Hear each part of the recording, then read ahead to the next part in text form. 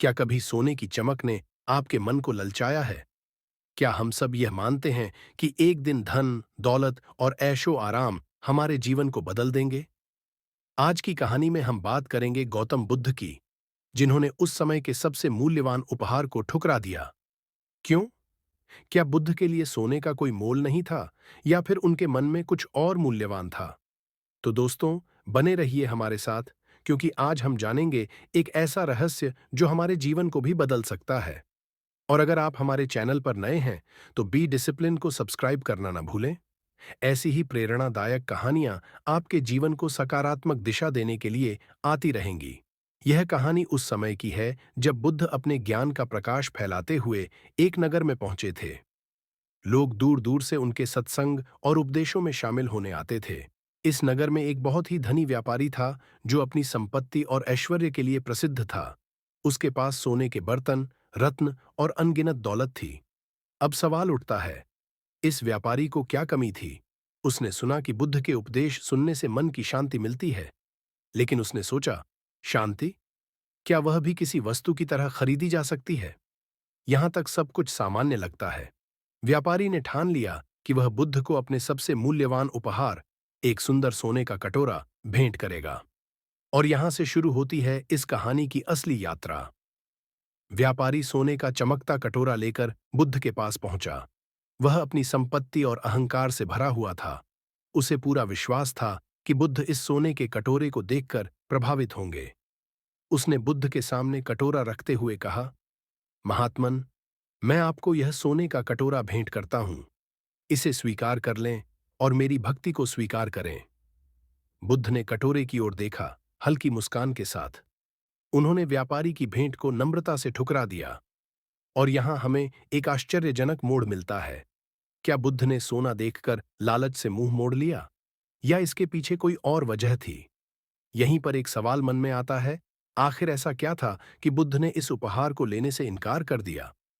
बुद्ध ने व्यापारी की ओर देखा और शांत स्वर में कहा, तुम्हारा सोना बहुत मूल्यवान हो सकता है, लेकिन इसका मोल मेरे लिए नहीं है। इस सोने की चमक से ज्यादा महत्वपूर्ण है हमारे भीतर की शांति। यह बात सुनते ही व्यापारी चौंक गया। उसने सोचा, क्या सच में इस सोने का कोई मोल नहीं है? वह असमंजस में पड़ गया। बुद्ध ने आगे कहा, जैसे यह सोना समय के साथ नष्ट हो जाएगा, वैसे ही धन, संपत्ति और ऐश्वर्य का आकर्षण भी अस्थायी है। लेकिन मन की शांति, सहानुभूति और करुणा अमर है। अब सोचिए, क्या हम भी जीवन में अस्थायी चीजों के पीछे भागते हैं? इस समय बुद्ध ने व्यापारी को वो शिक्षा दी जो शायद उसने पहले कभी नहीं सुनी थी। इस साधारण से कटोरे की कहानी में छुपा है एक गहरा संदेश। सच्चा सुख और शांति उस चमक धमक में नहीं है जिसे हम आंखों से देख सकते हैं, बल्कि वो एक ऐसा एहसास है जो भीतर से आता है। बुद्ध की बातें सुनकर व्यापारी की आंखों में पानी आ गया। उसने महसूस किया कि उसकी दौलत, उसका अहंकार उसके भीतर के शून्य को भर नहीं पा रहे थे। उसकी संपत्ति उसे कभी वह शांति नहीं दे सकी जो बुद्ध की एक बात से उसे महसूस हुई।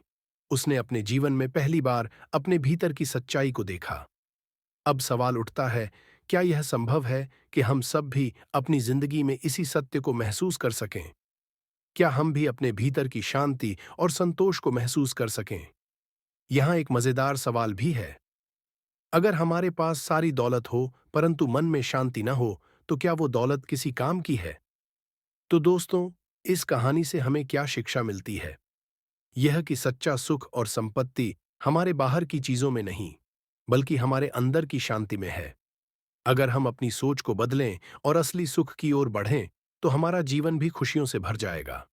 अगर यह कहानी आपके दिल को छू गई हो, तो हमें कमेंट करके बताइए कि क्या सच्ची खुशी वस्तुओं में है या मन की शांति में।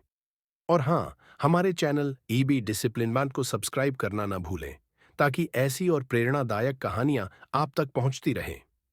अब अगर आप जानना चाहते हैं कि कैसे अपने समय का सही उपयोग कर असली प्रगति की जा सकती है, तो हमारे अगले वीडियो पर क्लिक करें। समय बर्बाद मत करो। वहां हम समय के सही उपयोग की अहमियत पर गहराई से बात करेंगे। तो चलिए, इस सफर को जारी रखें। मिलते हैं अगले वीडियो में।